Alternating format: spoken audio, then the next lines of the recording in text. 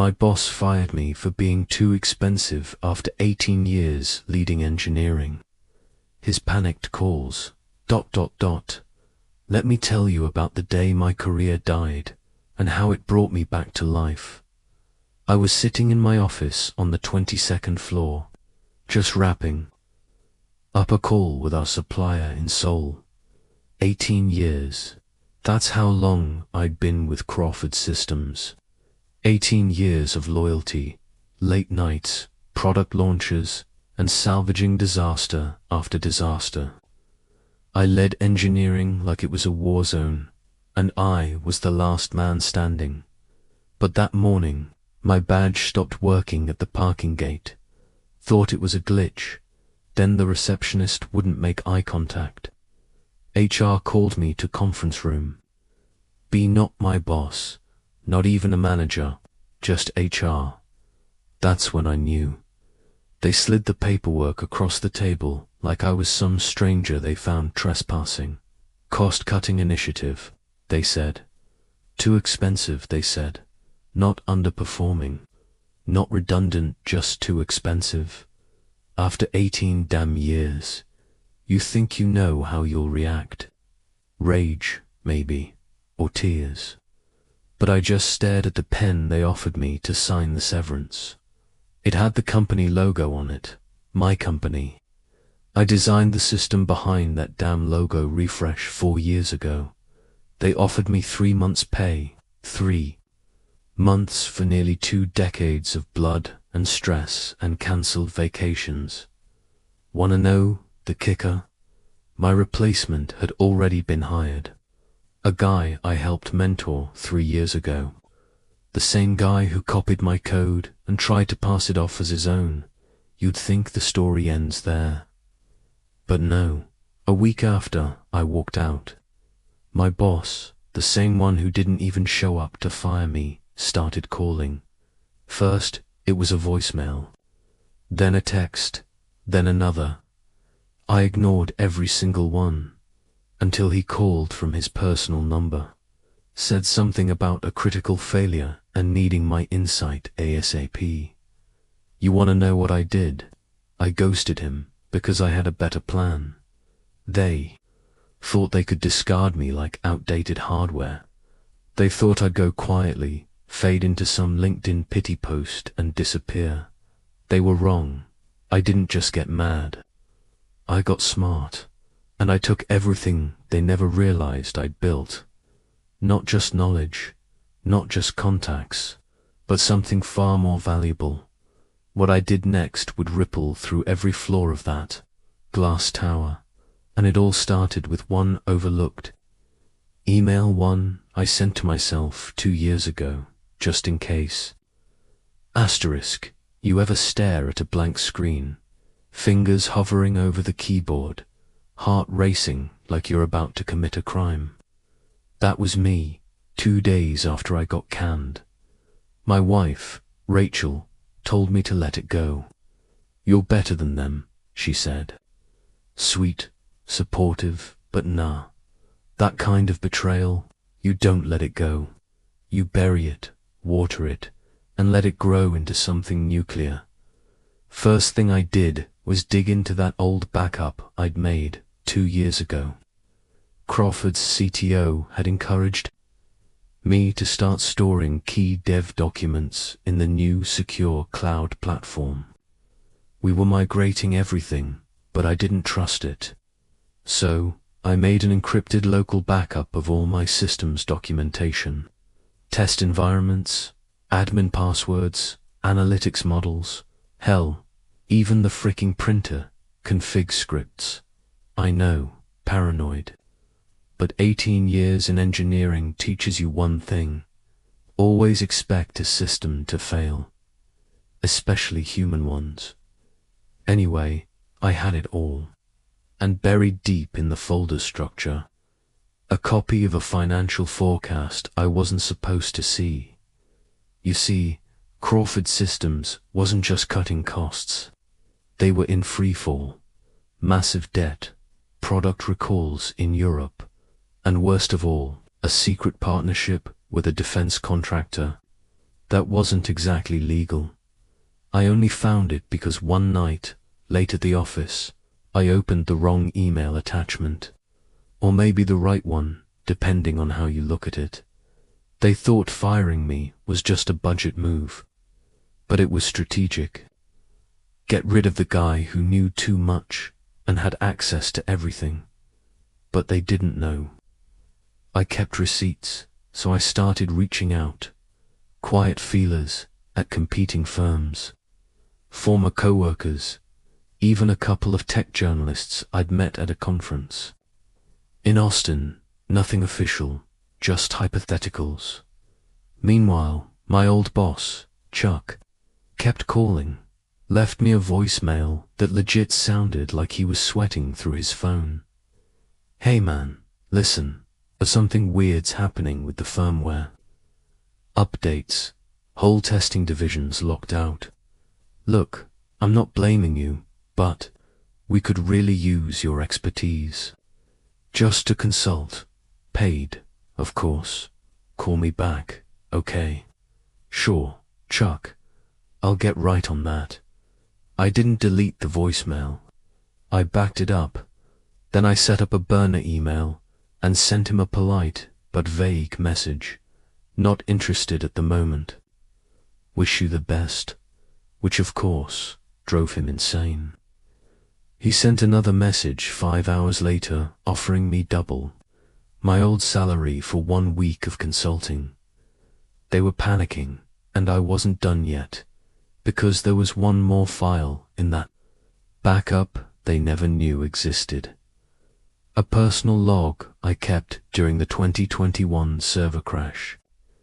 The one I fixed overnight while Chuck was sipping wine in Napa Valley. That log included details on who was responsible, who ignored the early warnings, and who altered the error logs to make it look like a junior engineer's fault. Let's just say HR wouldn't want that getting out. So I made a plan. Not to blackmail them. No, that'd be too easy, too messy. My plan was cleaner, more elegant. I was going to sync their next product launch from the outside. Not illegally, I wasn't gonna hack them or sabotage code. I was going to beat them at their own game. You know how they always said, you're not irreplaceable. Well, I was about to prove I absolutely was. Asterisk, they say, revenge is a dish best served cold. I disagree. Mine was served with a live-streamed product failure, an SEC investigation, and a press leak timed perfectly for opening bell on a Monday morning. But I'm getting ahead of myself. It all started with Project Halo. That was the name of Crawford's upcoming flagship product, a modular AI-integrated drone system for infrastructure inspection. Utility companies, state governments, even big agriculture were lining up with checkbooks in hand. They hyped it for over a year. Halo was supposed to be their golden goose, the product that had saved their sinking ship. And guess who had written the core diagnostics engine for Halo? Yep, me. Now, I didn't touch a line of code after I left. I wasn't stupid. But I did know something that most didn't. The system's entire performance depended on a machine learning model that wasn't actually finished. The last version they had before my departure was still in test phase. They were using placeholder datasets, literally nonsense numbers, to simulate reliability rates for the marketing deck.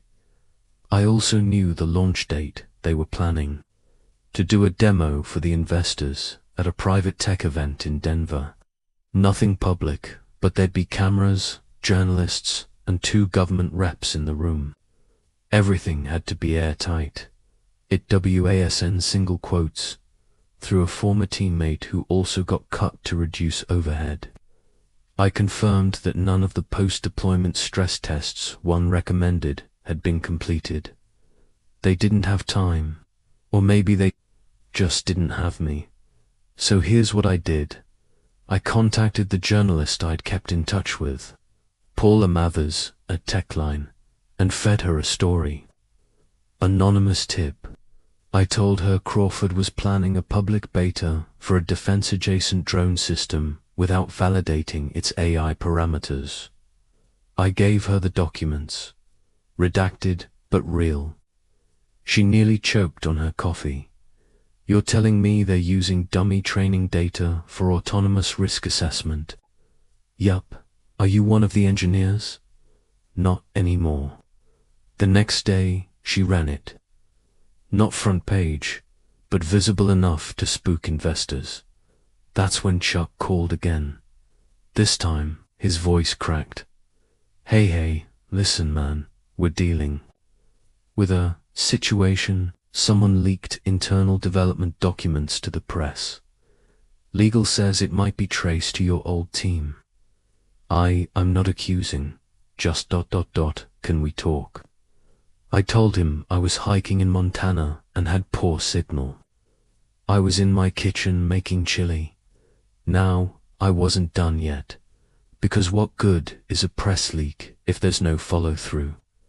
So I quietly sent a copy of that same file set, plus a few choice internal emails to the SEC whistleblower portal. All legit. No hacking, just document retention. Funny how useful just-in-case folders can be. And then I did the final thing.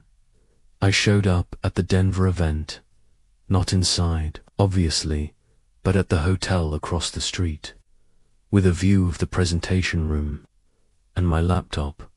I watched the stream. Online, like everyone else. Everything started fine. Polished slides, marketing buzzwords, the usual future of industry talk. Then they rolled out the live demo. The drone lifted, hovered, and then it twitched sideways, slammed into a lighting rig, alarms blared. Someone screamed, and the screen behind Chuck, the one showing live system status, flashed red dot system. Fault, signal loop. Conflict detected. That conflict error. I remember it. It was in my early test notes. Easily avoidable if you used the correct training dataset, which they hadn't. And just like that, Crawford's savior product died on stage. Within 2 hours, the company's stock dropped 18%. By the end of the day, 3 investors pulled out of Series E funding, and the next morning, Chuck resigned for personal reasons. They tried to pin the failure on last-minute technical issues, but Paula ran a follow-up story. This time, it was front page. She named sources, quoted leaked documents. The company's board launched an internal audit, and me. I watched the whole thing unfold with a cup of coffee and a stupid little grin. Because they thought I was disposable. But I knew the system. I built the system, and now it was eating them alive. 2 weeks after the drone disaster, I got a letter from Crawford's legal team, request for voluntary cooperation. Voluntary, huh? I tossed it in a drawer. Chuck had gone silent, stock tanked, employees bailed. My phone buzzed with a call. I did answer. Lena, the junior engineer they almost scapegoated years ago. Thanks, she said. I know it was you. You saved more people than you know. Her words hit me harder than I expected. I wasn't angry anymore, just done, or so I thought. Then came the email.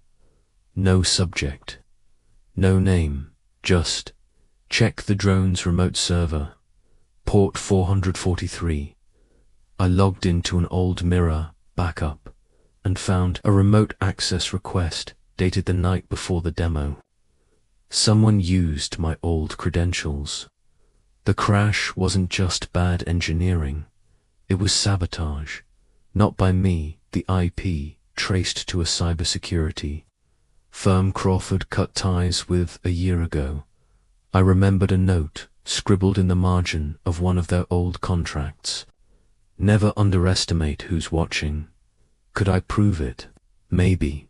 Would I? No, I already won. Still, I couldn't resist sending one last encrypted message. Next time, change the port. Then I closed the laptop and took my wife to dinner.